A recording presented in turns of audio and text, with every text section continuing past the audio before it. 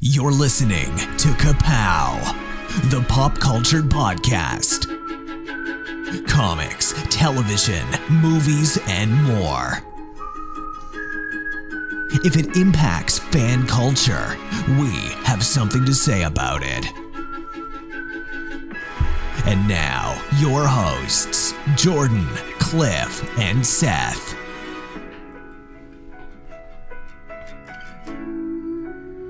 Hello, everybody out there. Happy New Year. Happy New Decade. My name is Jordan Lowe. Cliff Barnes. I'm Seth. What's up? What is it? We're, let's see. It's 2020. Mm-hmm. Indeed. God. The future. Yeah. If we're still here when this comes out. Yes. We don't know. I saw a lot of people were doing like best whatevers of the decade. I was like, hey, this might be our last chance to do that. So I said, best pop culture of the last decade. Exactly.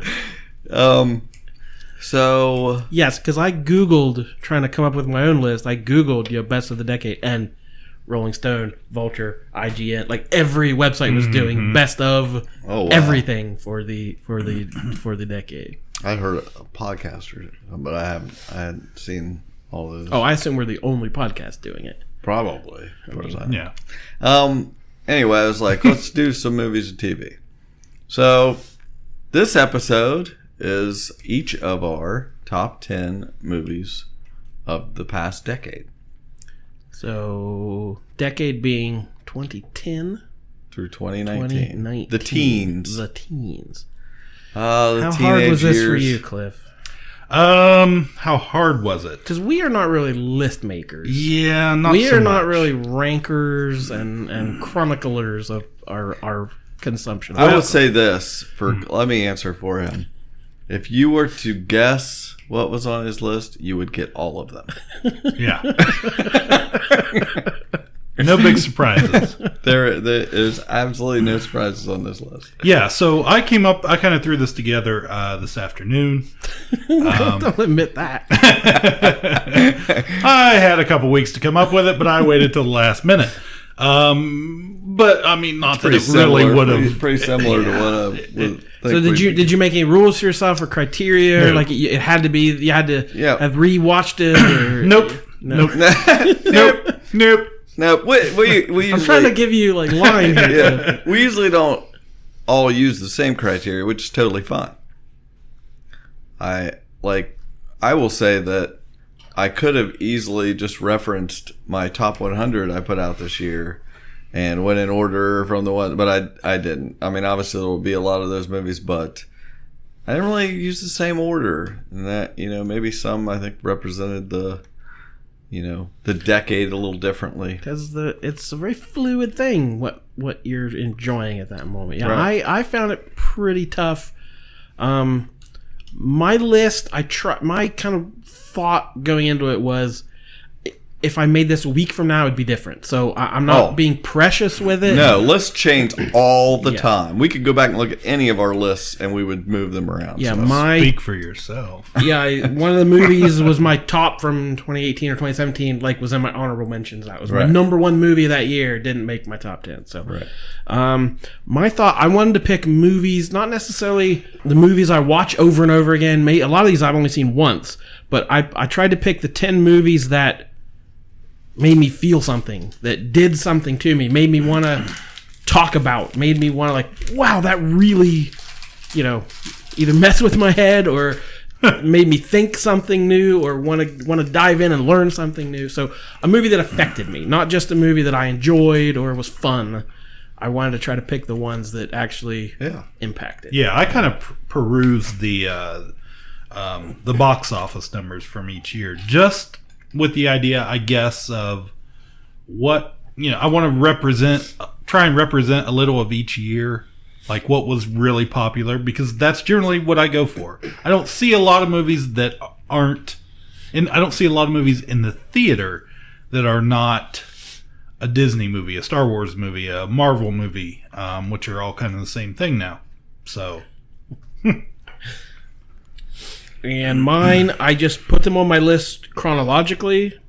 And I was like, I don't know how to do these 1 through 10, so I just left them chronologically. They're 10 to 1 from the earliest to the most recent, and it works for me. I don't know what I would move around the list if I was trying to do a real 10 to 1. So my top 10 is, and there's an asterisk there. There's no particular order, really. All right. Which is maybe against the rules, but whatever. We're fine. All right, so let's rock, paper, scissors for who we're starting with. All right, let's try it again. We do 1, 2, 3, then do it. We can't even 1, count. 2, and then 1, 2, 3, boom. Okay. Start with me. We don't know how. Seth threw scissors. Yeah. Jordan and Cliff both threw paper. Mm-hmm. So I'm just gonna start it off. My number 10 at this moment for the past decade. I feel it had to be on there, even if it squeaks in the last spot. It started off the decade and was just a huge movie, The Social Network. I need to do something substantial in order to get the attention of the clubs. Why? Because they're exclusive and fun, and they lead to a better life. People want to go on the internet and check out their friends, so why not build a website that offers that friends, pictures, profiles? I'm talking about taking the entire social experience of college and putting it online. Site got 2,200 hits within 2 hours. 22,000. This idea is potentially worth millions of dollars. Millions? You stole our website. They're saying we stole the Facebook. I know what it says. So did we? The perspective has changed so much in these 10 years. I would definitely like to watch it again. Yeah. Knowing now what I didn't know then. Right. But it still probably, shows a spoiled guy, genius starting up a big mess, basically. But anyway, I love the movie. I still love it. David Fincher is one of my favorite directors. Has a Trent Reznor soundtrack that's haunting and one of the best soundtracks ever. And I love the look of it. I love everything about it. It's a great movie. Aaron Sorkin script, so it's it's got its good points and bad points, and probably isn't totally realistic, but I love it. Is this a movie you look fondly at? I remember liking it when I saw it. Maybe not as much because it was a big award winner or award contender at least. But I remember thinking, that was good. But yeah, we definitely know more nowadays about Facebook and what it would become. Yeah, I think this movie will lose some of its luster because of the recent years, but I still love it. Yeah, I always liked it. I mean, it used to be on TV a lot at the time. Yeah. So. I think Jesse Eisenberg is amazing in it. A couple of the speeches and retorts he has, just so the definition of smug. And it's very good performance. I don't know that he's been better in anything since then. No, he does a lot of good. I mean, he's really good in some things, but that's probably his best. That's the one comment I saw about it was the only character Jesse Eisenberg is more handsome than the character he's playing. So, Cliff, what was your number 10? Number 10 is 2015. It's a Pixar movie, Inside Out. I'm joy. This is sadness. That's anger. What? This is disgust. And that's fear. We're Riley's emotions. These are Riley's memories. They're mostly happy, you'll notice, not to brag. I wanted to maybe hold one. What happened? Sadness? She did something to the memory. Is everything okay? I don't know. Take it back, Joey. Trying. Joy, no, Let wait. go. The core memories. No. Can I say that curse word now? Movie I saw in the theater at the time when it came out with the family. And I did just recently watch this actually on Disney Plus. I don't know, maybe a couple weeks ago actually. It's directed by Pete Docter, who has went on to become, he took over for Pixar. So yeah, it's a movie about a little girl named Riley growing up that moves to California from Minnesota, and she likes hockey, and all the different emotions in her head, which I thought was a not the most original concept, but I really liked how it was executed, and I love the cast. Mindy Kaling, Amy Poehler, Phyllis Smith. It's got Bill Hader in it, and Lewis Black plays Angry.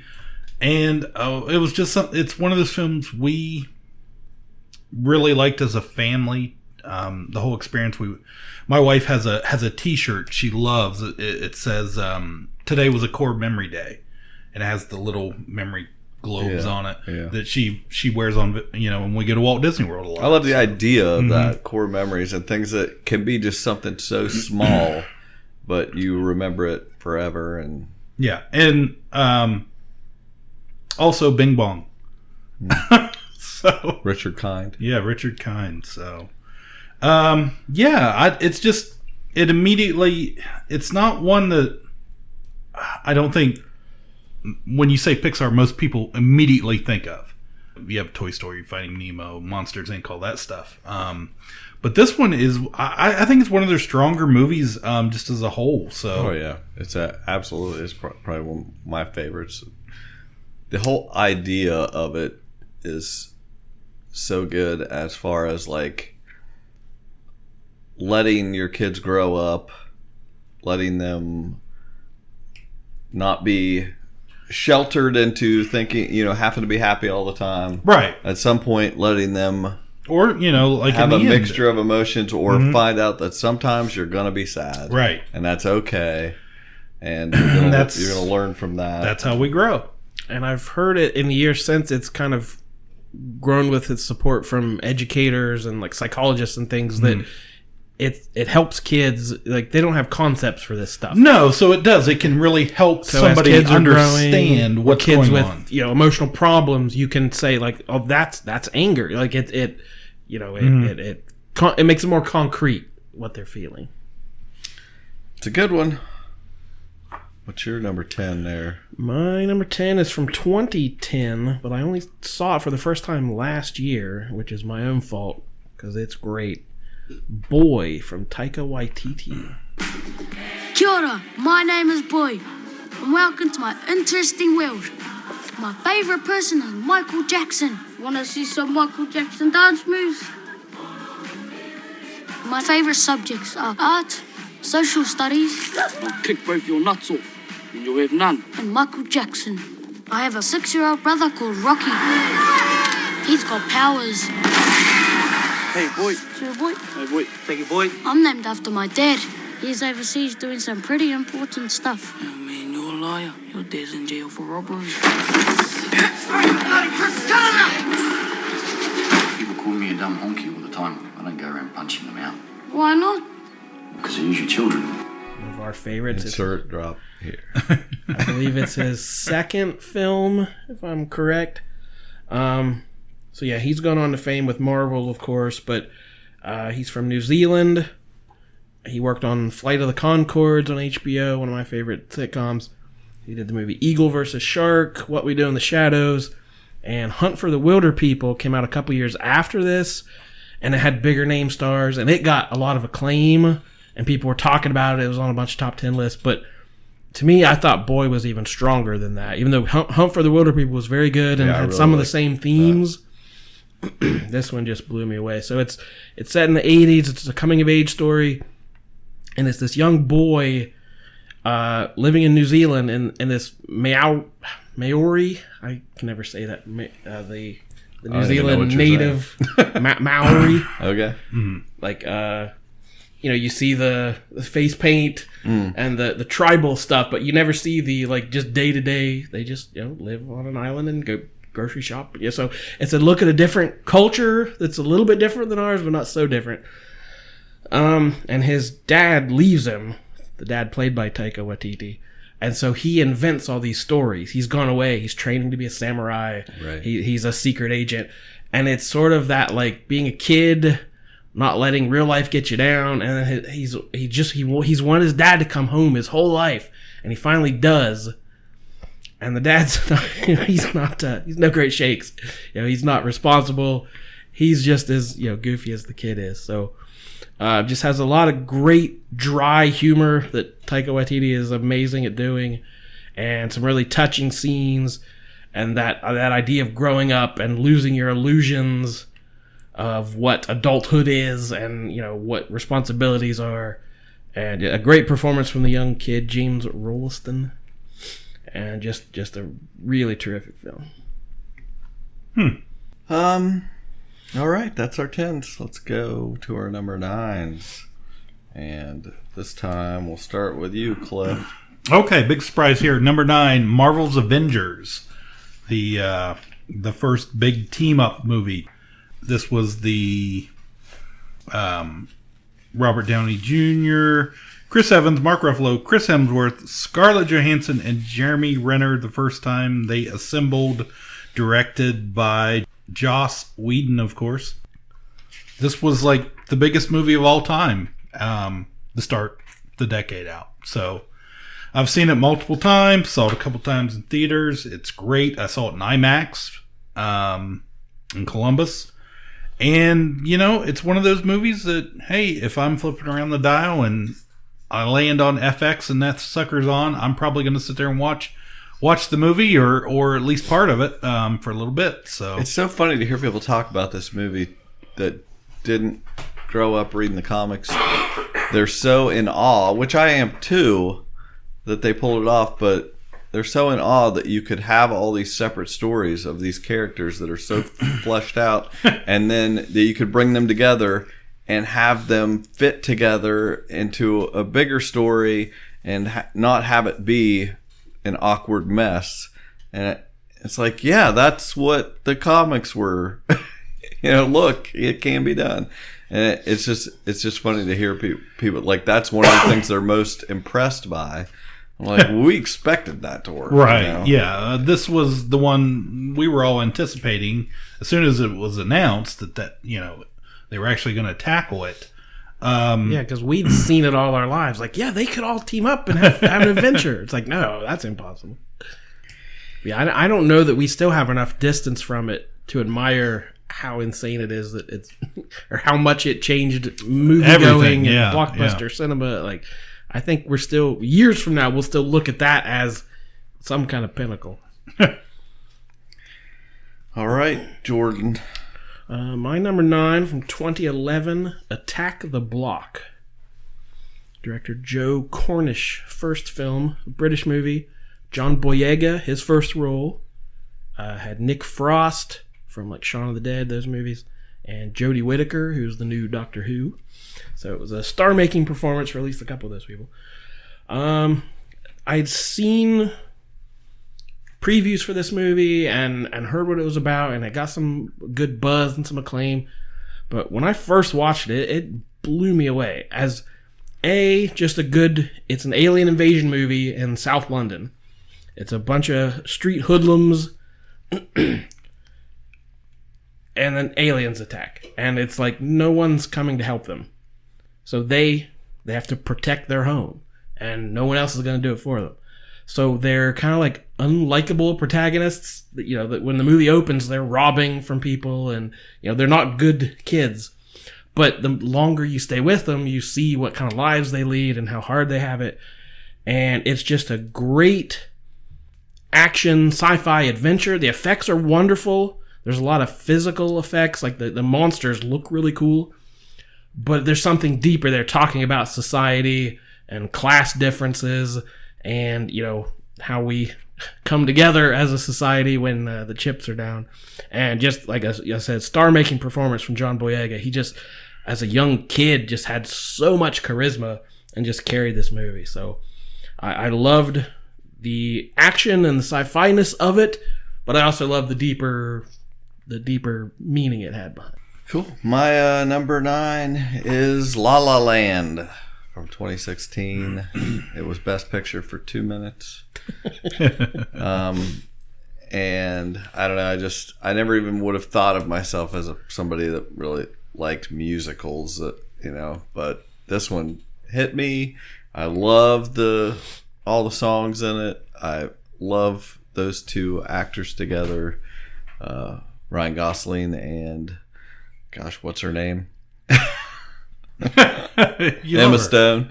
Yes, Damien Chazelle. That it was great. It's gorgeous. It's just, and the ending's fantastic. That's the biggest thing to me. I love the ending, and it's just a combination of the music and it's funny. It's just a good feeling movie, and I love it. So it's on here. He's so defensive about La La Land. I know, because we're gonna rip it for no real good reason. No, and I don't. It doesn't deserve it. Yeah, I don't dislike it. It's just he likes a musical, so I'm gonna rub it in.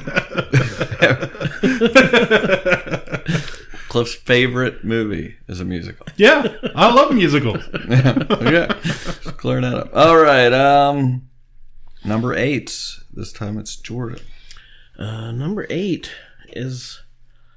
There's a lot of horror on my list, which was very odd for me because I'm not a big horror fan. But my number 8 is The Babadook. Where'd you get this? On the shelf. If it's in a word or it's in a look, you can't get rid of the Babadook. A rumbling sound, then 3 sharp knocks. Babadook, dook, dook. That's when you'll know he's around. You'll see him if you look. Nothing bad's gonna happen, Sam. Did you think that about my dad before he died? He sees things as they are, that one. I promised to protect you if you promised to protect me. Oh my God. Did he hurt anyone? The boy has significant behavioral problems. This monster thing has got to stop, all right? It's just a book.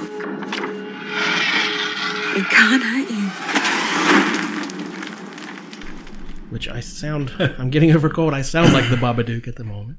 I remember talking about this movie way back in 2014, 2015. It came out 2014. And I don't think I'd ever heard of it until it was on our Halloween list.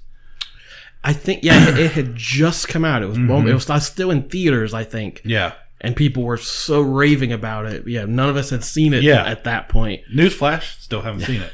I saw it, and I wasn't in a hurry to see it. I said I'm not a horror buff, but when I finally did see it, talking about a movie like I wanted to talk to people about, a movie I wanted to think about, and like, hey, have you seen this? Did you get from it what I got from it?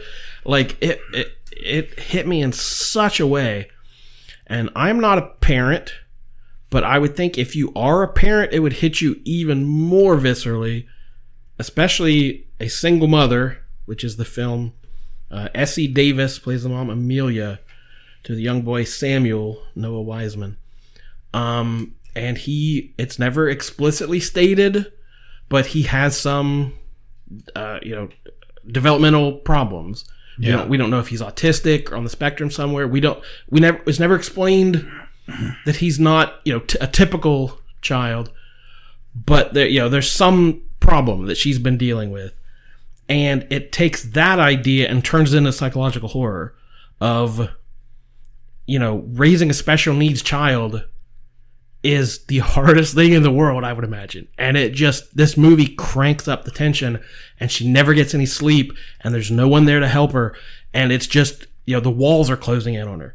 And it's that idea, every parent I've ever talked to says, I love my children, I would die for my child, but there's times I want to throw them off a bridge. Like, you want to murder your children at times, but you also would do anything for them. So it's that dichotomy of like parenthood and the horror of not being able to protect that kid, sometimes even from yourself.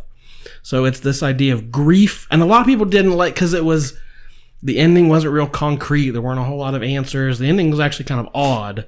But I love the ending. I won't give it away in case you haven't seen it. But it's all about grief, and you can't deny it. The grief is there. And the grief, if something bad happens to you, it will always be with you. You just have to deal with it. And it's not locking things away and ignoring them, but it is, facing them and dealing with it. So this movie, like no other horror movie ever, affected me and made me think about it. I still think about it when I think of some of these issues. Sidebar. Have you watched there's a Pixar I believe it's Pixar.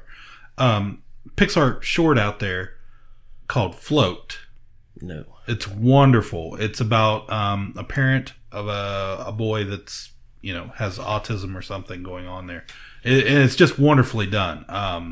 You don't quite get what's happening there for a little bit, but it's wonderful. So got major acclaim, but just reminded me of that when you were talking.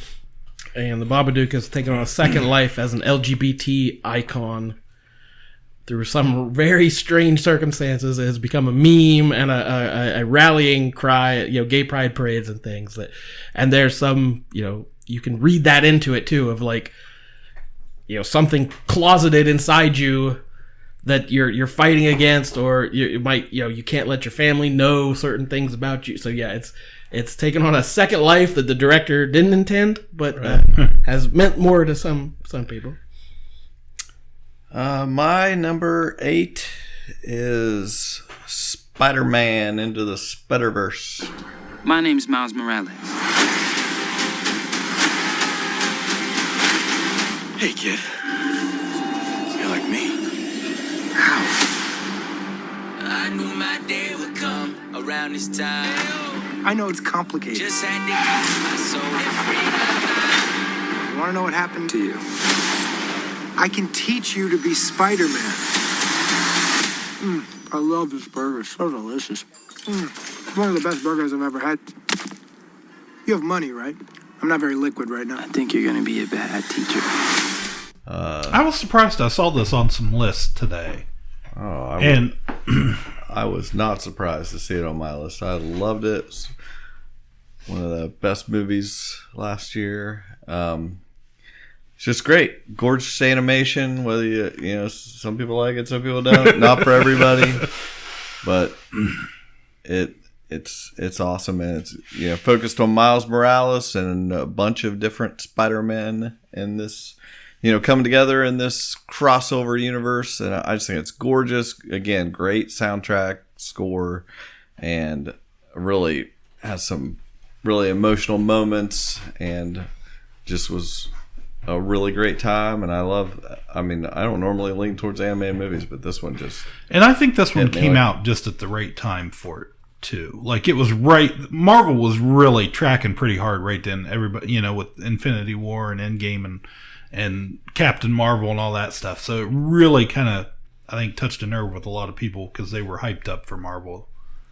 On the Onion's Best of the Decade list, they said this was the top of the 7 Spider-Man movie that came out that year. Mm-hmm. It was the number 1. Yeah.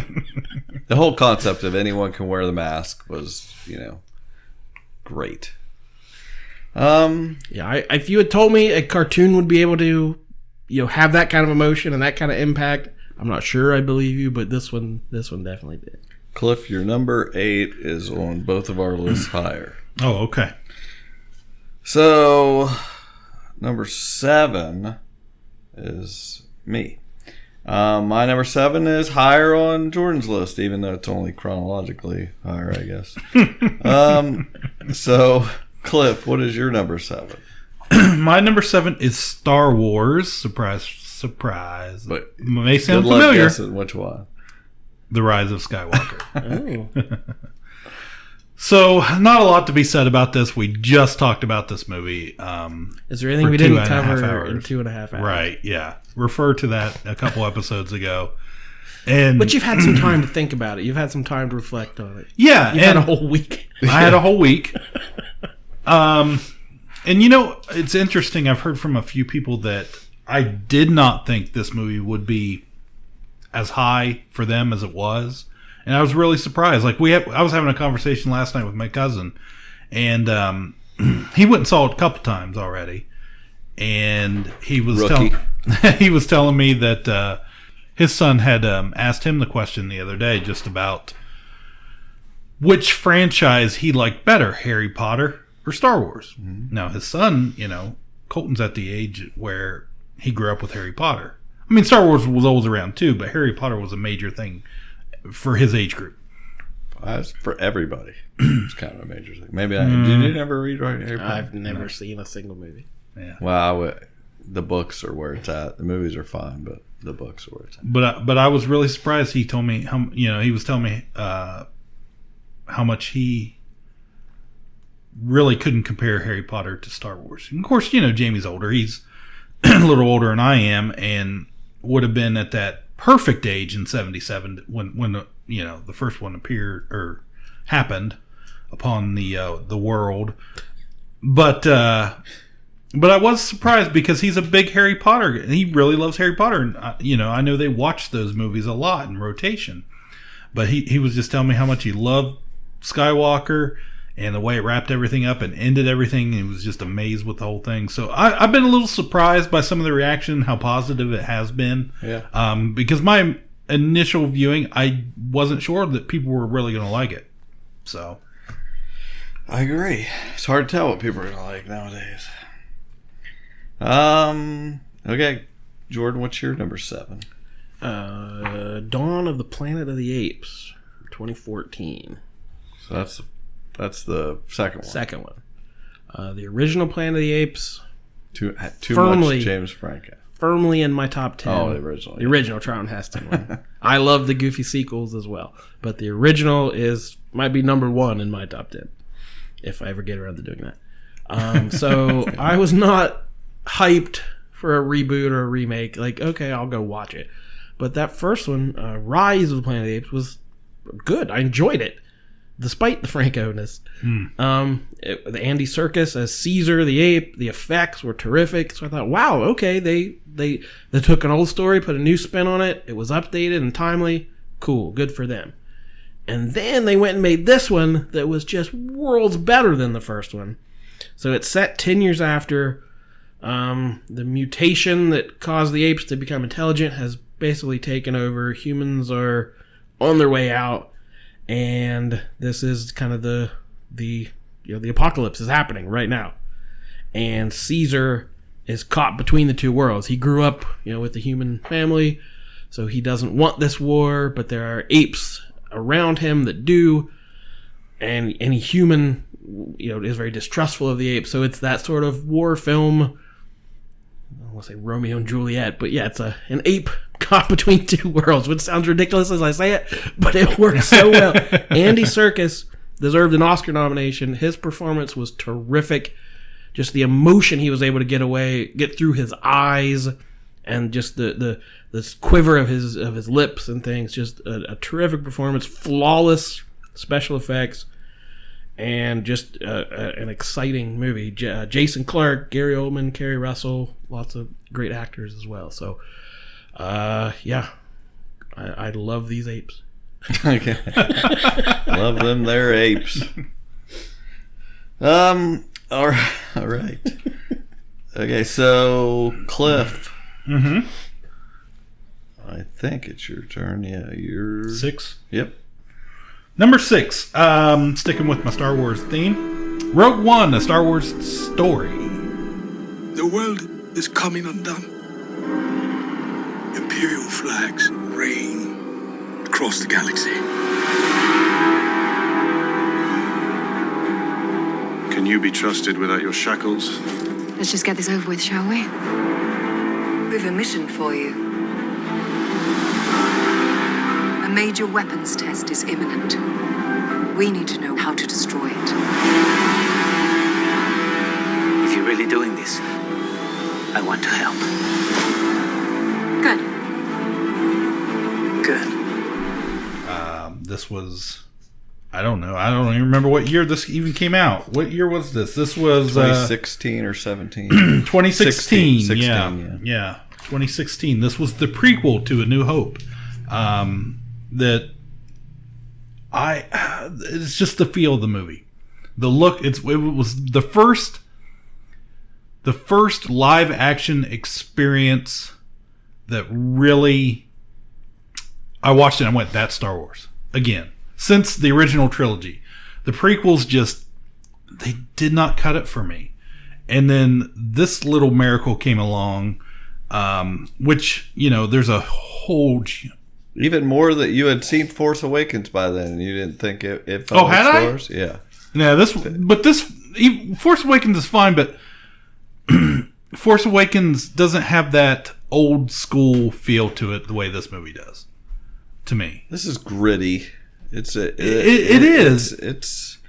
I like it. I was saying the other day that I rewatched it recently and liked it a ton better than the first time. It had a lot of problems in production, with the story and doing reshoots and recuts, and we're not real sure after seeing the original trailer.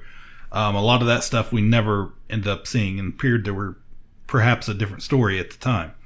So they did a bunch of reshoots and changed the story up. But what we got, if nothing else, was one badass Darth Vader scene to end that movie that I don't think he has a better... that character has a better sequence, a moment in even the original series, the trilogy, than Darth Vader does at the end of Rogue One when he's trying to get those plans for the Death Star and he is just tearing through Rebels. I love it. Yeah.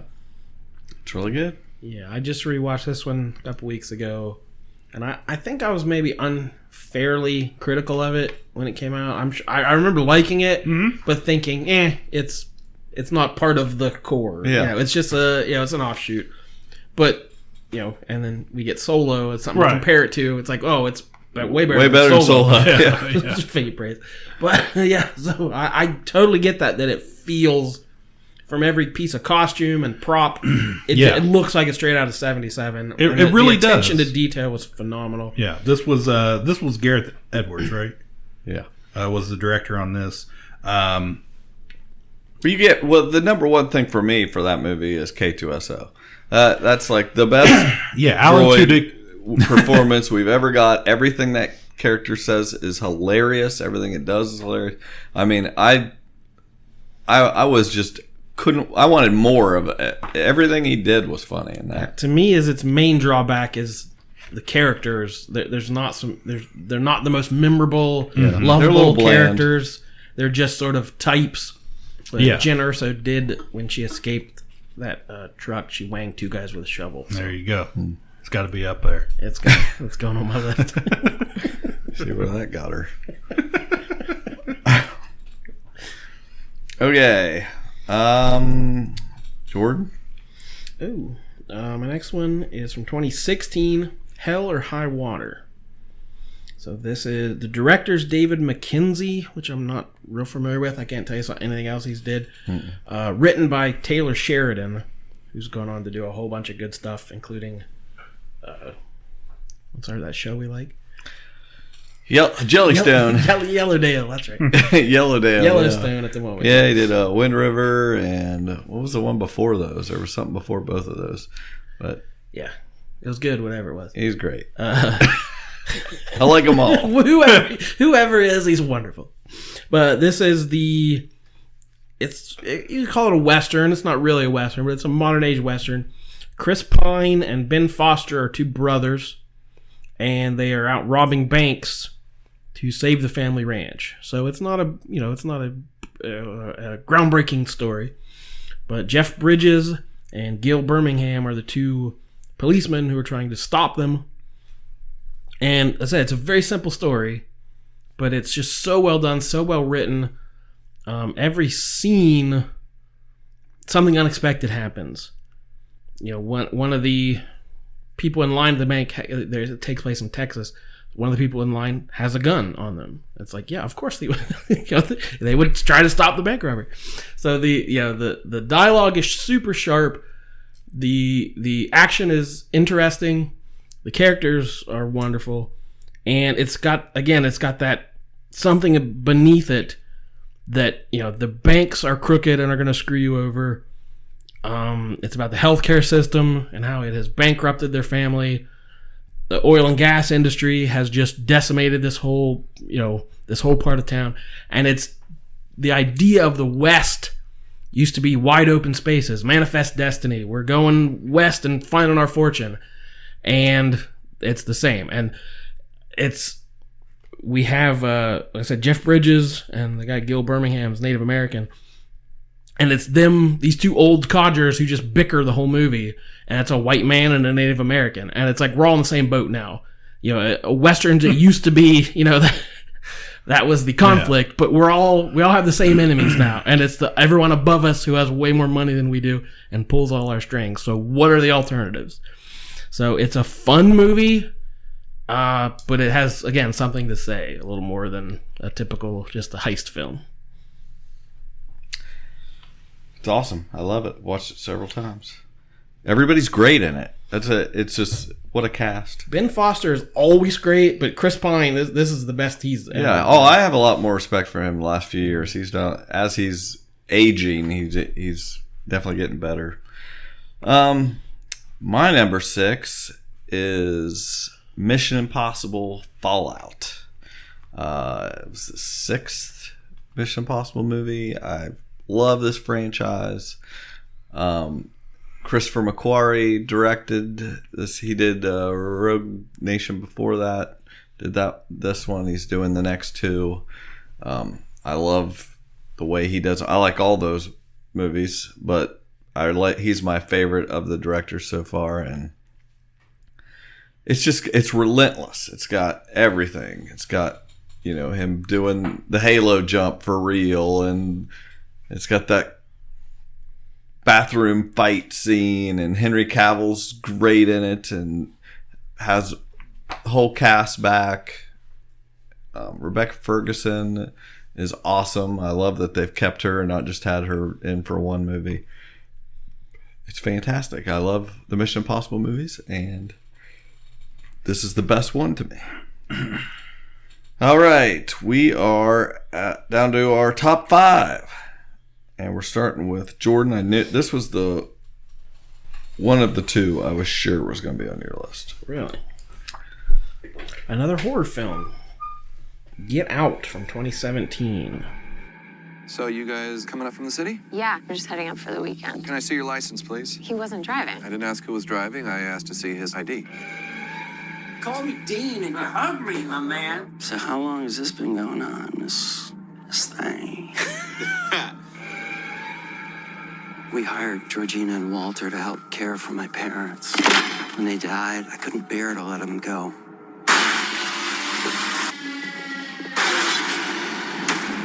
Do you smoke in front of my daughter? I'm gonna quit. She'd take care of that for you. How? Hypnosis. I'm good, actually. Are you ready for this?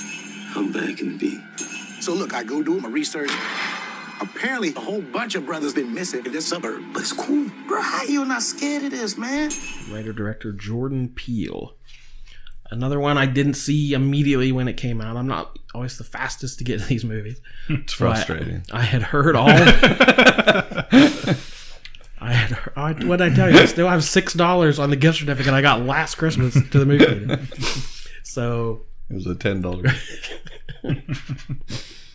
I'd heard all the hype. I'd heard about how amazing it was. I'd heard it's a game changer. It's a new monument to filmmaking.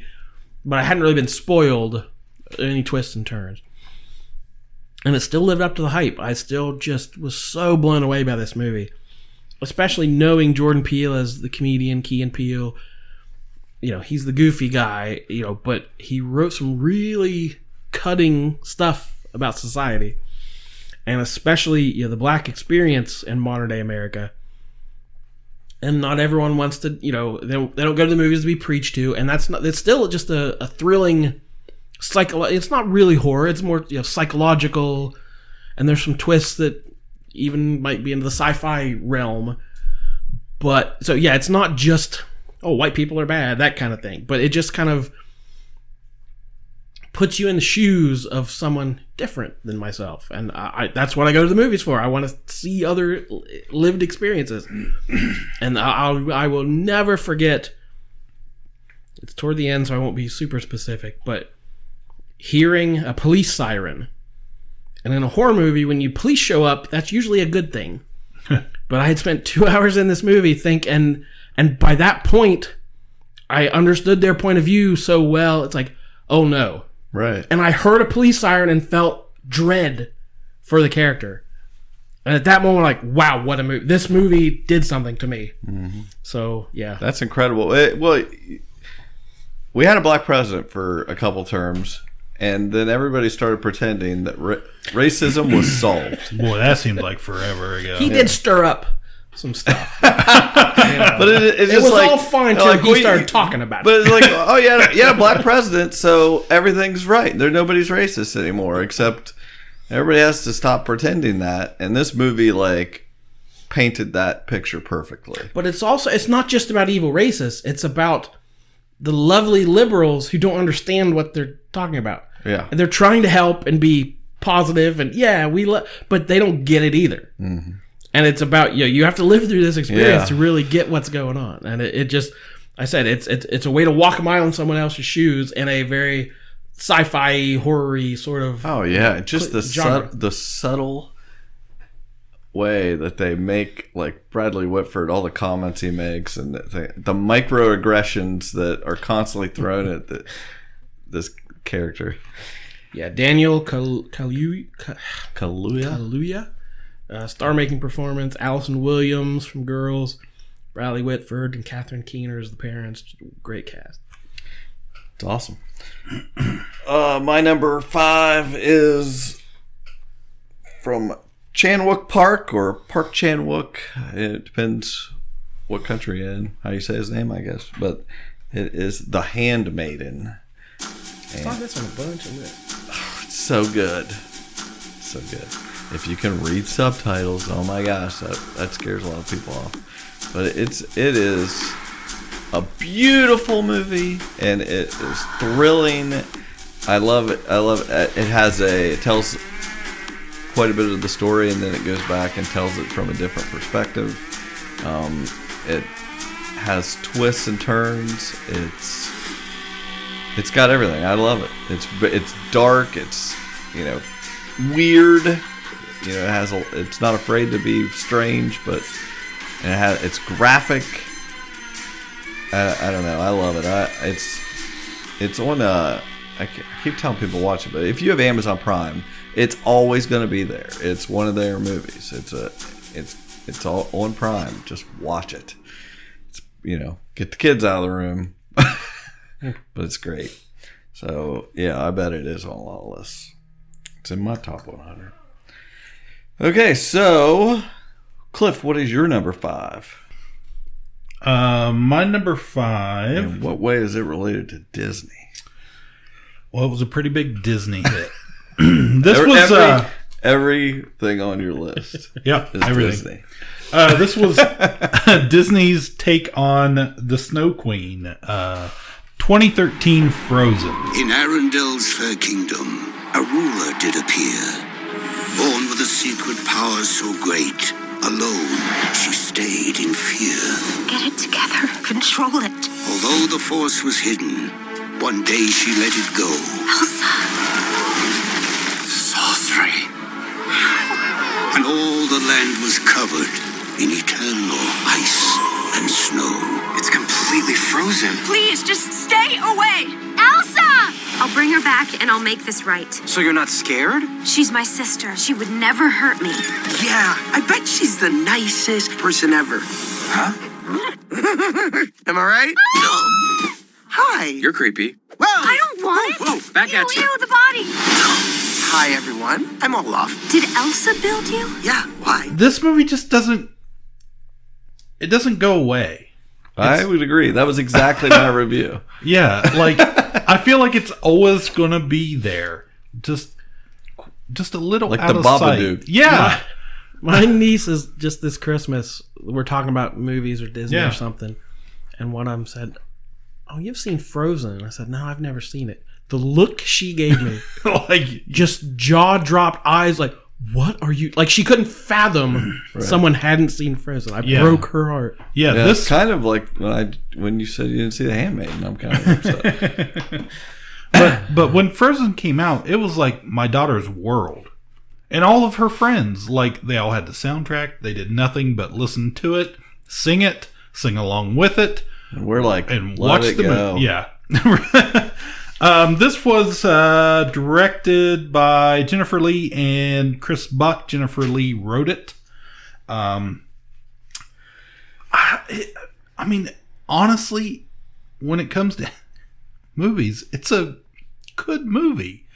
It's surprisingly good. I watched it last year when we were going to do our animation list. I felt like, okay, I got to finally watch this. And it didn't make my list. But it wasn't terrible. It was fine. But it didn't blow me away at all. Well, the big thing when this movie came out was our princess, if you will, queen, whatever you want to say, this was the first one. They didn't need the prince, the man, to come in and save them. They saved themselves.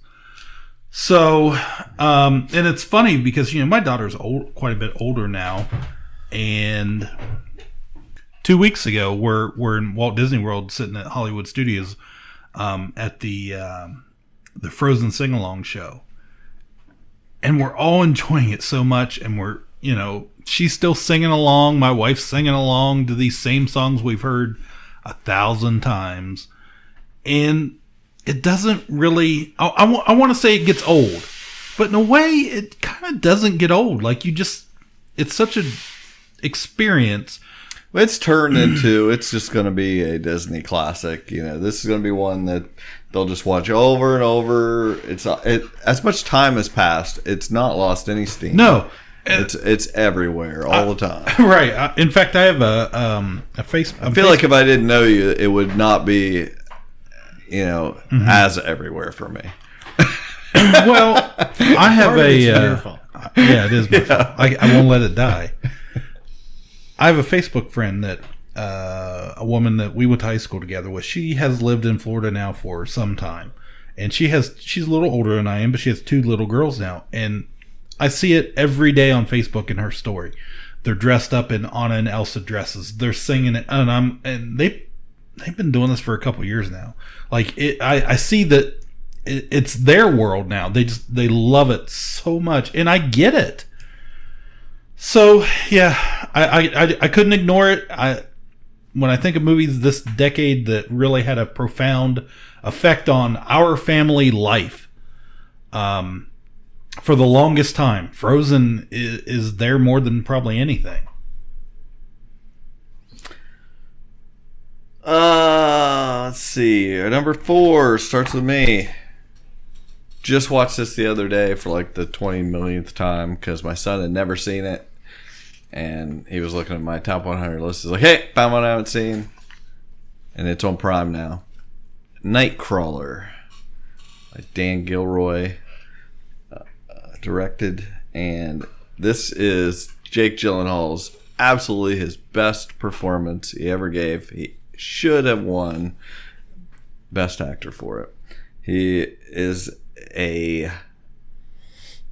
plays a very strange character, very isolated guy who is determined to make something of himself by himself, and just throw himself into a new career, whatever it might be. Tries to get hired by anybody, and finally discovers that there's such a thing as going out at night and finding where the big wreck is or whatever in LA, and capturing footage of gruesome events happening on the highways or crimes happening and selling it to news stations.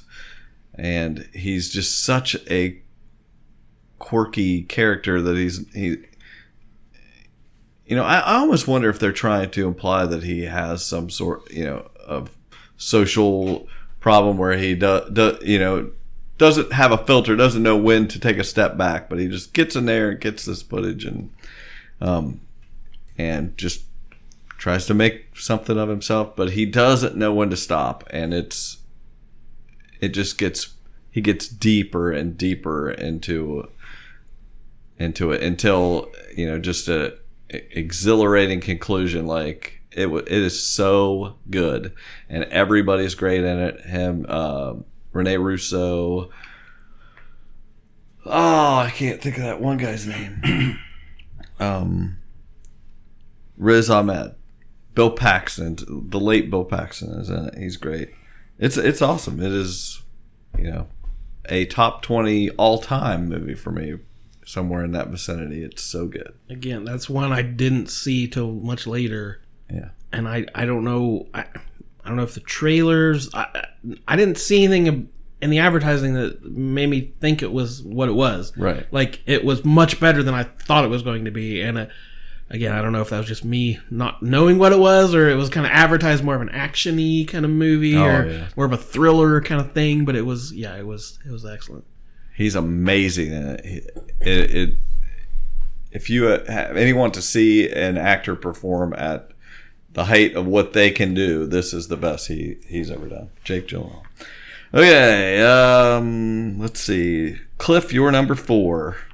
Okay, my number 4 is, stay on theme, Star Wars Episode 7, The Force Awakens. So heard of it. 2015. J.J. Abrams. I believe you're quoted recently as saying it's not as Star Warsy as Rogue One. I would agree with that. You with yourself? But it's ahead of Rogue One on your list. Yeah. He doesn't like Star Wars. No, this was original trilogy. OT. This is new T. ST. Yeah, I still like it.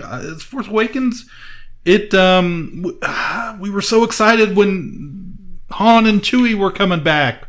That trailer dropped, and Luke and Leia and everybody. And I liked the sequel trilogy, so it's going to be on my list because it was a huge hit and it ushered in a whole new era of Star Wars. The end. The end. That's not the end. Jordan, your number 4 chronologically was my number 7, I think. Oh, okay. This could be my number 1. It could be anywhere on my list. I think about this movie all the time. I was just thinking about it when Cliff was talking earlier about Frozen. About Disney? Yeah. Disney? From 2017, The Florida Project. The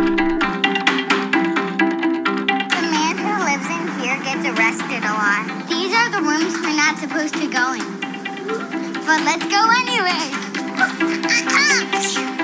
Could you give us some change, please? The doctor said we have asthma and we gotta eat ice cream right away. Here you go.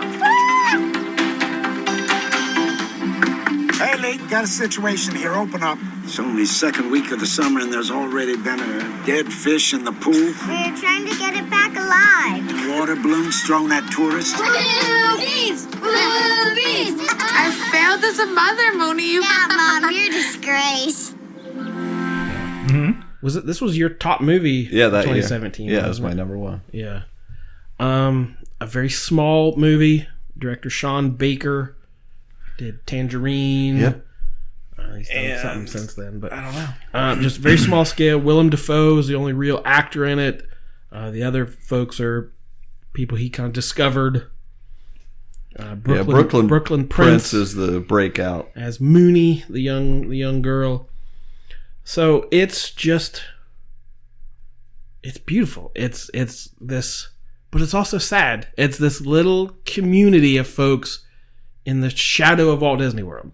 And I don't know, do they ever say the word Disney? I don't think so. Well, at the end, they're in the Magic Kingdom. Yeah, but they never blatantly. So their entire lives are lived in the shadow of the happiest place on earth. No, it's the most magical place on earth. And that's the American dream. That's the fantasy. But it's right there. We can all see it. We can smell it, but we can't get there. And it's these people who are they're living in motels. They have to move once a month from room to room, so they're not permanent residents. They sell stuff on the side of the street. They work these part-time jobs with no security. It gets a little more, she has to do some things, some worse things than that to survive. But the kids live this idyllic existence. They don't know any different. Yeah. And it's that. Every day's an adventure. It captured that, at least when we were kids, we were completely unsupervised. And that those just like this. Summer days of just running around, just doing stuff. Yep. Inventing games and just doing whatever, spitting on cars or whatever. Whatever those kids did. It definitely gives you that feeling. It's just like what we all were doing as kids. It didn't matter that they're super poor. They're still finding a way to have fun because they don't know any different. and the parents do their best to, even if, you can say she's not a good parent, but she did everything she could to shield her kid from having to worry about that stuff. And she tried to give her the best life she could, and just failing at it. But I think about this movie all the time. Yeah, and like you said, Willem Dafoe is amazing in it, and he, it's just one of those it takes a village type vibes. Like, this guy is just doing his best to run this property, and he kind of out of the side of his eye is watching out for the people who live there until he just can only do so much, and he's great. Like, it's just one of those where it's just like everything works for that movie, and it has a heartbreaking ending, and I love it. I love it when all the pieces are great and they pull it off. So, and yeah, just every commercial I see, you come to the Bahamas, it's paradise on earth. It's like, yeah, what you're showing me is paradise, but there's always something off to the side. There's people who have to work as the janitors and the concessionaires, and those people have no job security. They're living off the crumbs of the rest of right, and they're right there. They're just so close they can see it, but they can't taste it. And it's beautifully rendered by them, those kids playing and seeing a rainbow, and they're like, "Let's go run to the end of that rainbow." And they take off. You're like, you can't get there. It's right there. It's a heartbreaking movie, but it's not depressing. Oh no, it's kind of uplifting, but also soul crushing. It's a great mix of whatever. Just what I want. Yeah. That's my sweet spot. Yeah, it's great. We'll have to make out our new tagline. We're soul crushing. All right, we're up to our top 3 for each of us. Cliff, you get to start us off. Okay, number 3 is a number 3. Toy Story 3. Andy's going to college. Can you believe it? What are you going to do with these old toys? Okay, calm down, guys. Let's just keep this in perspective. Where's she taking us? I should have seen this coming. We'll be fine, Jesse. Oh, I hate all this uncertainty. New toys! Buzz Lightyear, at your service. Welcome to Sunnyside, folks. You'll find being donated was the best thing that ever happened to you. May I? Ooh! Yeah. Another Pixar animation movie. This from our friends at the end of the rainbow. That's right. It's great. This movie may be... Is this the best one? This may be... When it comes to trilogies, if I think of the only trilogy that the best movie is the last one. It's not a trilogy, but okay. Well, it was when this was made. They all were. Yeah, that's true. Every franchise is a trilogy until you make the fourth one. It wasn't the time. Then it's no longer a trilogy. I get you. But yeah, I think this was, perhaps the most fitting, the best ending for this story. Now I can't even listen to this because I'm trying to find what's better. I like The Last Crusade the best of it in that trilogy. Do you? Yes. Huh. I mean, I like The Last... Only the Predator Marvel. Anyway, Toy Story 3. This was the third movie after 95, Toy Story, 99, Toy Story 2. This is... Andy grows up and is going off to college, and the toys have been stuck up in the attic. Nobody's playing with them, and this is their story, how it ends. Their adventures with Andy, and always trying to make it back to him, to be there for him. This was the first deviation from that. So and in the end, it'll tug at those heartstrings on that last scene or so. So it's great. I love it. I think it's the best one. And couple great scenes in that when they're in the garbage dump, headed to the should have ended it right there. The big flame, and they're all holding hands because this is the end. I know it made Michael cry, And then at the very end, when we meet Bonnie and we have a new start, a new lot in life to start over again. So yeah. We're very protective of this movie and didn't want them to do a fourth because it couldn't. It was like it could mess it up, and then it turns out there is more you can do. But still, I don't think it doesn't exceed what this movie did. Toy Story 4 almost felt like, in the same way you have the original trilogy, the prequels, and the sequels, this one felt like a start of a new thing. Felt more like a epilogue. It did feel like an epilogue. A little bit, yeah. Yeah, so I definitely take Toy Story 4 and kind of set it aside from the other three. It's just it feels like a different thing is what I'm trying to say. Still good. Jordan, your number 3 is a movie I drove to Athens to watch last year, and I watched 20 minutes of it and the power went out. And I was very upset about that. And then but I did rent it as soon as it came out, and it's great, so tell us all about it. Oh, I just watched it on Netflix. So yeah, it's on Netflix, so everybody should watch it. There's something to be said for my way of doing things too. I don't know. Again, a month from now, a year from now, I don't know if this is still on my list, but I'm still, again, it's something I still think about. This movie is still with me. Burning from 2018, South Korea. 저한텐 세상이 수수께끼 같아요.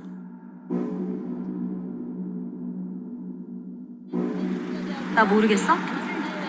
우리 어릴 때 같은 동네 살았잖아. The director was Lee Chang-dong, and it was based on a story by the author Haruki Murakami, who's a Japanese author, kind of a postmodern. All the hip kids love Murakami books because he writes it's a kind of postmodern, trippy story. Yeah. So it adapts his story into the movie. Probably got more Americanized because of Steven Yeun from The Walking Dead was in it. This is the movie he was making while he was was he under the dumpster? In the dumpster? Yes, he was under the dumpster. And it was worth it. I take everything I said back. So the plot's very simple. A young guy kind of on the lower rungs of society meets a girl. The girl disappears. Steven Yeun is a wealthy guy on the higher end of society, and he starts suspecting he may have had something to do with it. And the movie just kind of goes. It's a slow burn. You don't quite know what's going on. Even by the end, you're not 100% sure what really happened. But it's just that. People, when you say that, I'm just like, you and I are both like, yes! And everybody else is like, that sounds terrible. All of my movies could have a caveat to them. This may not be for you. Right. But yeah, it's if you don't need the mystery explained and you're okay, because that's why it's still with me. I'm still thinking about it. Right. Of like, oh, did I catch every detail with it? And again, I've only seen it once, so the more I think about it, I want to watch it again and pick more things up. But it's just there's so much little subtle detail, and I love the class disputes and the class differences. I'm telling you, this decade there's a theme, and it was this year. How's that? This year was Eat the Rich. And this is another one of those. Yeah, putting my list together, I found a theme. All my favorite movies are about poor people. So, yeah, all your favorite sitcoms too. Yeah, me and Carly. That's right. My number 3 was Cliff's number 8 and is Jordan's number 1. And I think that's a good place to talk about it at number 1. So it was on all 3 of our lists. Yes. So I think we'll end with it. You can probably guess what it is then, listeners. Right. Now, let's go to our number 2s, and I'll start with you, Jordan. Again, this is a take it or leave it for a lot of people, but I was on the exact right wavelength for this movie. Another Netflix original, The Ballad of Buster Scruggs from 2018, written and directed by the Coen brothers. It's just 6 short films, westerns. And it's just, it runs the gamut. There's weird slapstick comedy, there's drama, there's horror. It's all the things the Coens do the best.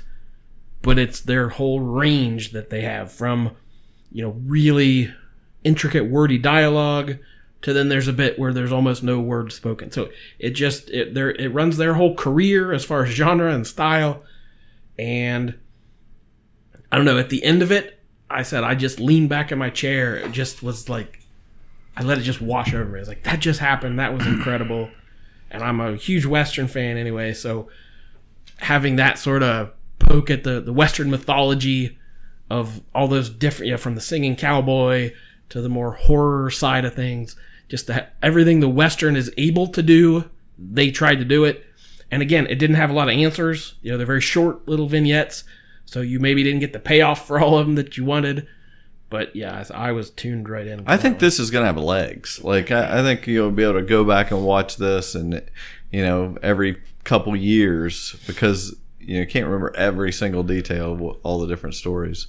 Like I said, I still like the longer one that does have an ending and things. But great cast as well. Tim Blake Nelson, Liam Neeson, James Franco, Zoe Kazan, Tom Waits. Mirror Guy? Mr. Pocket. Oh, my Mr. voice Noodle. maybe I might sound like Tom Waits a little bit. Mr. My rough Noodle. voice. Mr. Pocket. My number 2 is from 2012, maybe 2011 overseas. This is the best action movie of all time to me, and sets up every action movie you've seen this decade.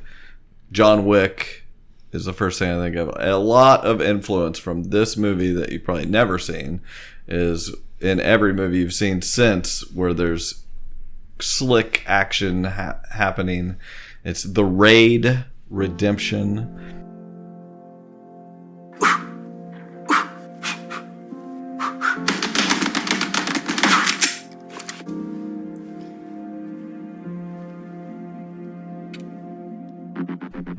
Just about it's an Indonesian action movie where some 20 elite cops have to enter this drug lord's building and make it to the top to stop him. And it's very simple, but it's just the most wonderful action.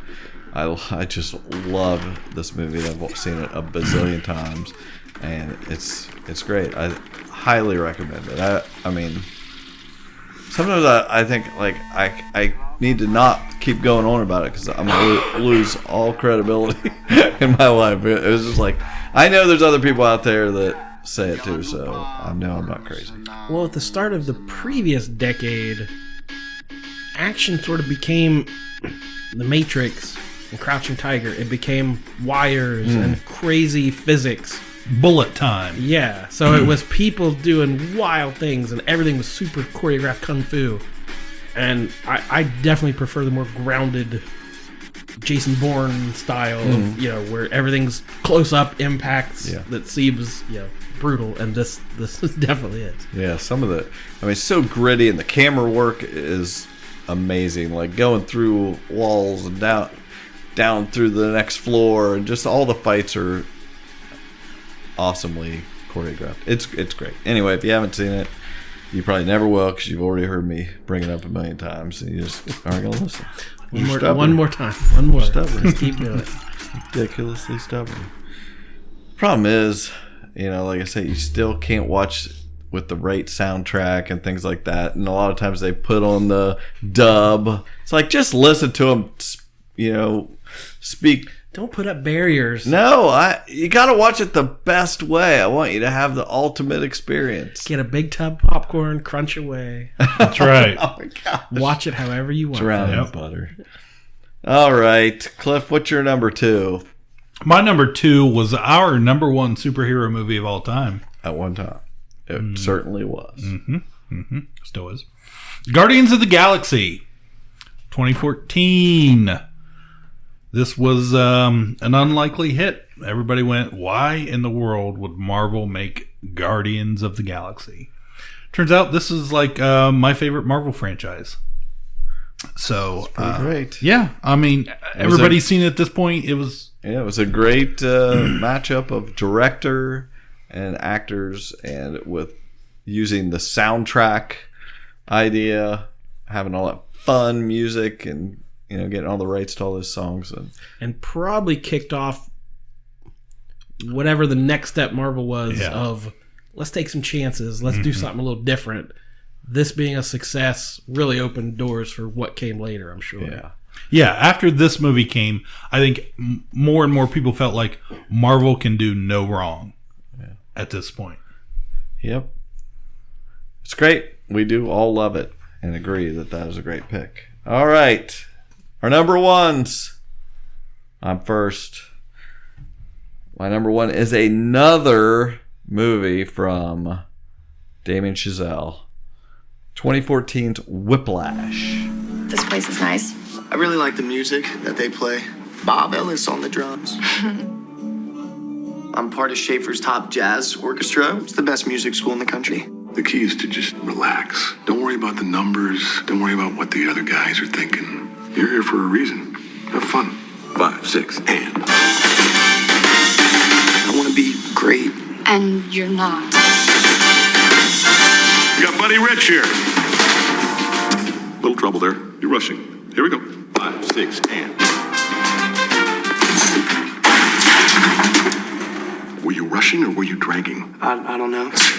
If you deliberately sabotage my band, I will gut you like a pig. Oh, my dear God. Are you one of those single-tier people? You are a worthless pansy ass who is now weeping and slobbering all over my drum set like a 9-year-old girl. I love this movie. And because from beginning to end, it is great. And it has a fantastic ending that can be interpreted a lot of different ways. What it means, but what the actual message is. But it's just great. It's an amazing soundtrack. It's about a jazz drummer who is trying to become better. He's very focused, but he has his teacher, played by J.K. Simmons, who won awards for this role. It's very brutal in his teaching technique. He just never accepts your best. You can do better, and he's great at it. Miles Teller plays the main character, and it's just amazing. I love the music, and I love the story. It's awesome. And did I say Damien Chazelle? It's great. You guys have all seen this? No, Cliff probably hasn't seen it. I can't imagine he has. No way. I feel like I've seen part of it. Oh, that's good. Well, I played drums in high school, so I thought it would be up my alley, and I thought it was terrific as well. But great showcase for what J.K. Simmons can do, and led to a very awkward conversation. My high school band director came in the store one time. I hadn't seen him since high school. This was just a year or so ago. He's like, "Oh, I was in the area. I wanted to stop in and say hello." I was like, "I have nothing to talk to you about." I was like, "Oh, I thought about you the other day. I just seen that movie Whiplash." I was like, "Why did I say that?" He was a very friendly man. It reminded me how horrible, brutal you were. Always on me about my tempo. That I never had a percussion instructor that was they were all like laid back. Just wanted to hit on the flag instructors. There was no one that really gave that much of a crap about it. Cliff, what's your number one? Star Wars: The Last Jedi. Heard of it. Whoa. When I found you, I saw raw, untamed power. And beyond that, something truly special.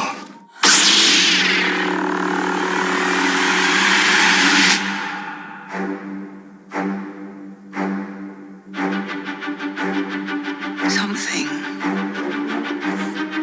inside me has always been there. But now it's awake. And I need help.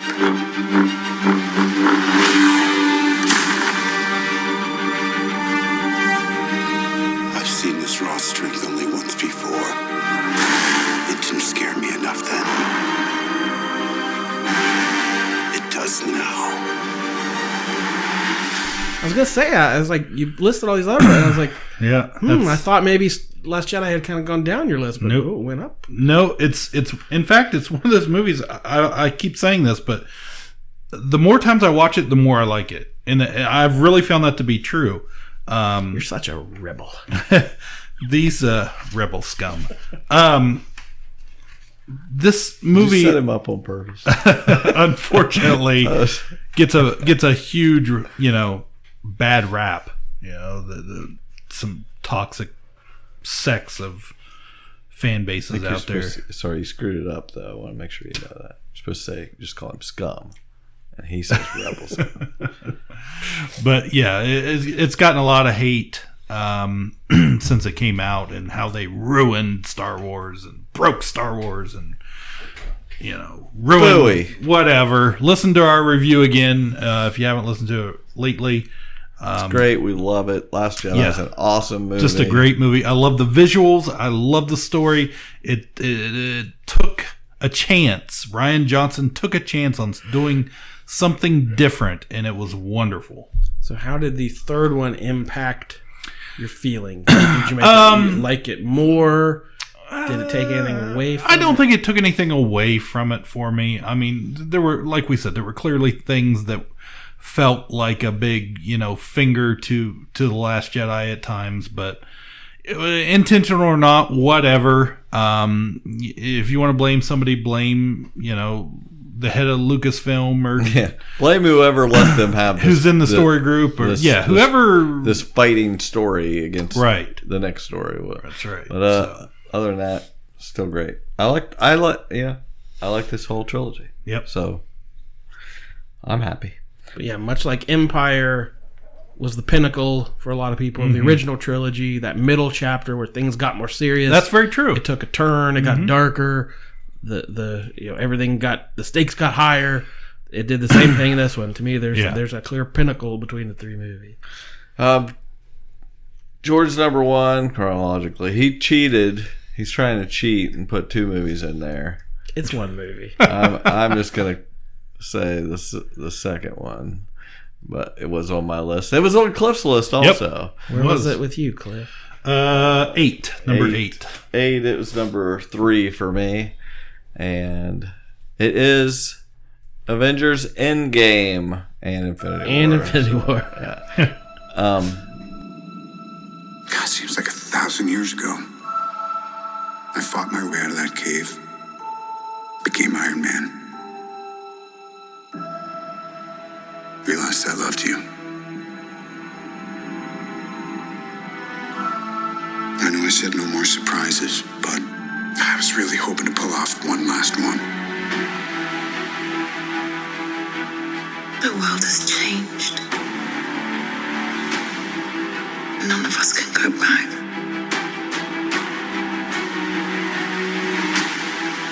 All we can do is our best. And sometimes the best that we can do is to start over.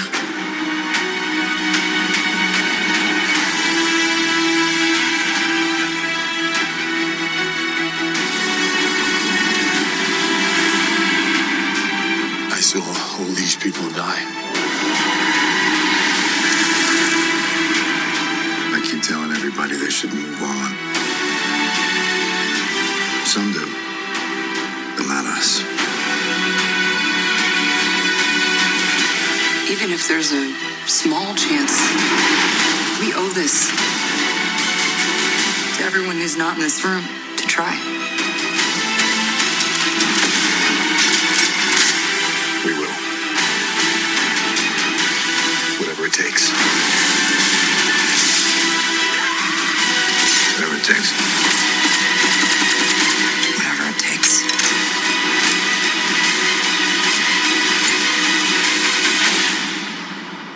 Whatever it takes.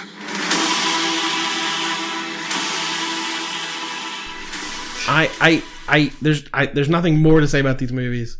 We will, but it defines the decade. I mean, I know it started a few years before that, but this is a good representation of this decade.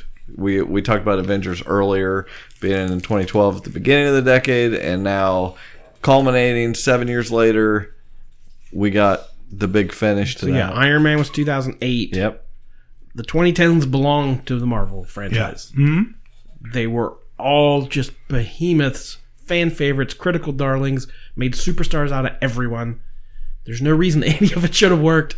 It's the stuff we dreamed of as a kid seeing, and it exists. It's real life. We're all here to see it, and I still can't believe it. Yeah, and even transformed into a more adult story than we were seeing when we were kids. It's like all these characters dealt with all this grief and everything in this last movie, and we just,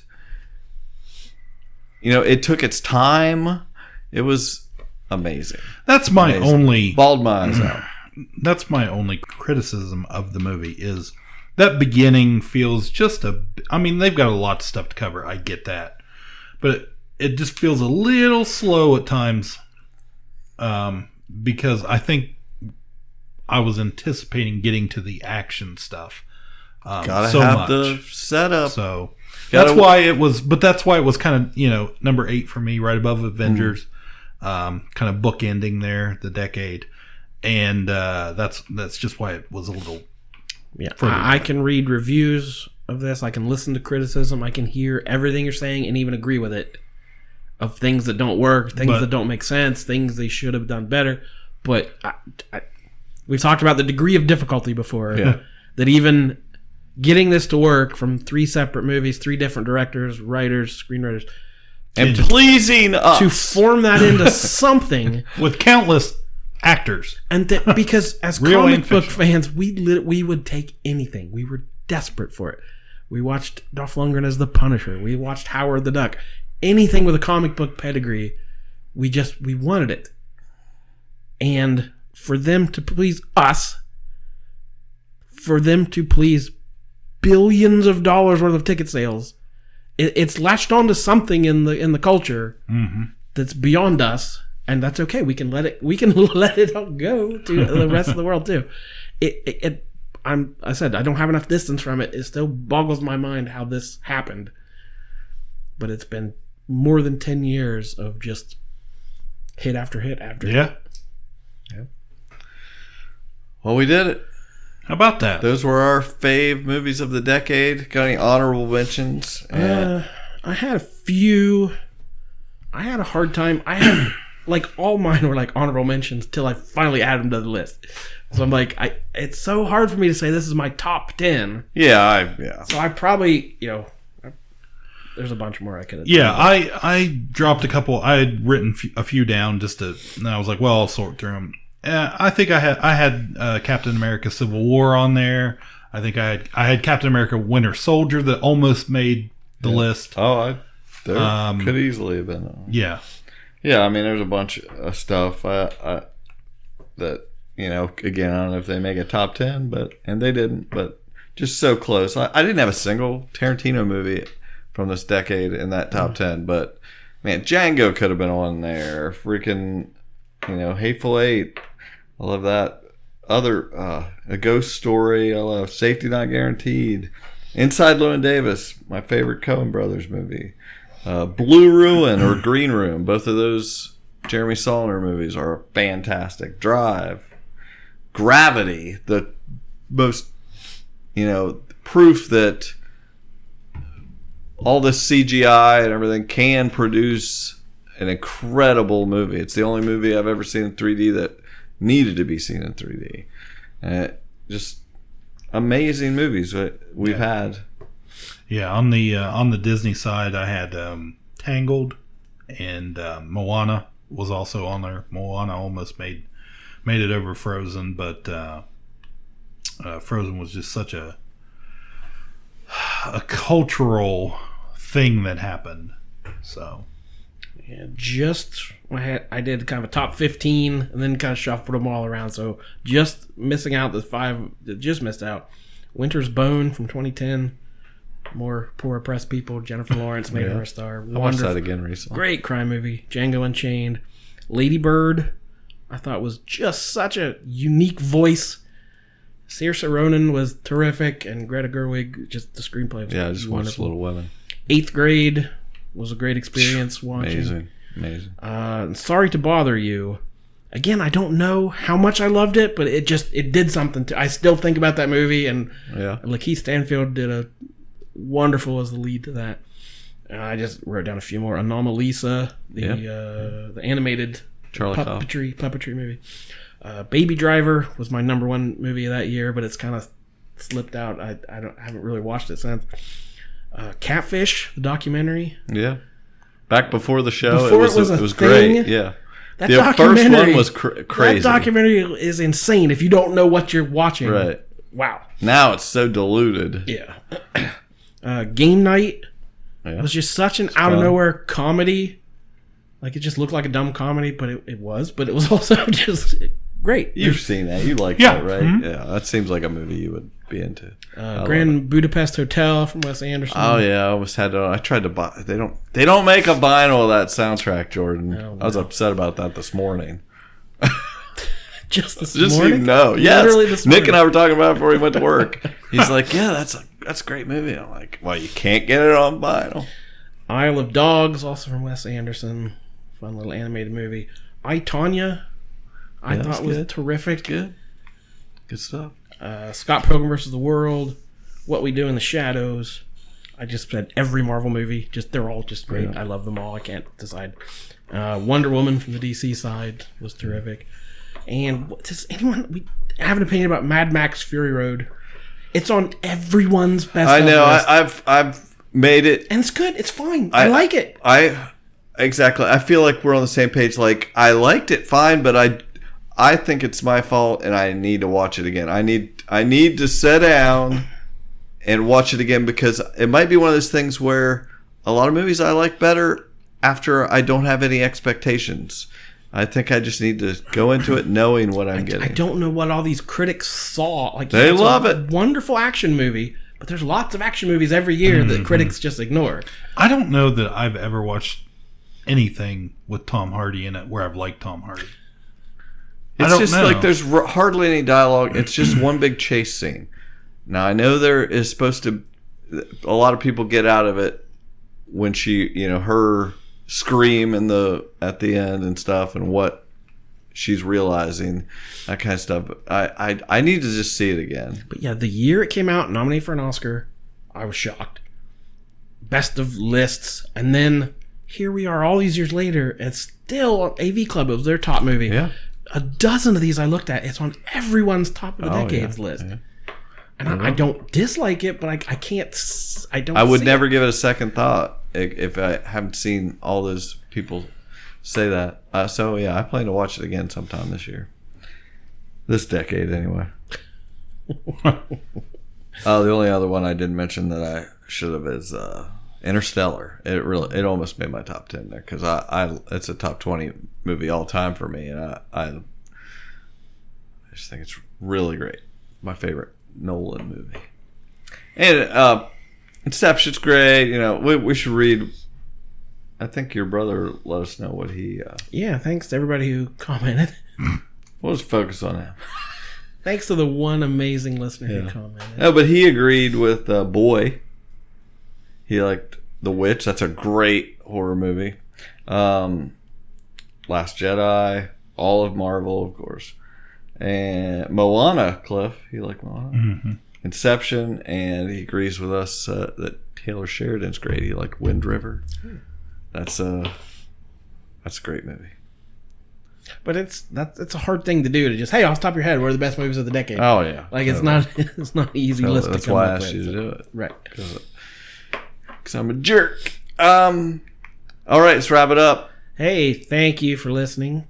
Good kickoff to the decade, I think. Here, the new decade. We put the old decade behind us. How long have we been doing this? We've been doing this for like 2014, half a decade. Yeah, pretty close. We're getting there. Yeah, so you can go back and listen to all of our archives, nearly 200 episodes. Almost. We're getting close to that. Yeah, very, very close. We've covered a lot of these movies in depth on those older episodes. Yeah, and that's the thing is, like, so we don't have a lot. You shouldn't be surprised what we right. We don't have a lot to say about some of these today, because we've talked about them so much on the past. You don't want to listen to us. Except for the raid. You'll never hear Seth mention it again. Yeah. Never. All right. So you can find all those archives and more at www.udownwithkpp.com. Interact with us on Facebook. Twitter. At the Ka-Pow Podcast. Has anyone looked at the Twitter? Yeah. Oh, okay. Still there. It's there. Good. Twitter still exists. Yeah. Yeah, Twitter is there. We need to hear your tweets, people. We need your tweets. Podbean, Google Podcast, Apple Podcast. This is my least favorite part of the show. All that stuff. They're here. They're already here. Wait till we start begging for patron dollars. That's next. They are already here. They found us. If you'd like to sign up and be a patron, it only costs you $1 a month. You can do that on our website or on the Podbean app. Just click that patron button. Fun bonus material that we do not release to the masses. That's we do true. some fun little special episodes. We do some anecdotes. We do off the cuff, just behind the scenes audio, and we have a secret Facebook page just for patron members where we listen to. We do secret things. Yes, secret things. I was going to describe what it is, but I can't. I'm held to secrecy. We all wear masks. Okay, thank you very much. Happy 2020. My name is Jordan Malone. I'm Cliff Barnes. I'm Seth. Bye forever. Ka-Pow, the pop culture podcast, is intended for entertainment and information purposes only. Sounds, music, and clips played during the podcast are property of copyright holders. All original content is property of www.udownwithkpp.com.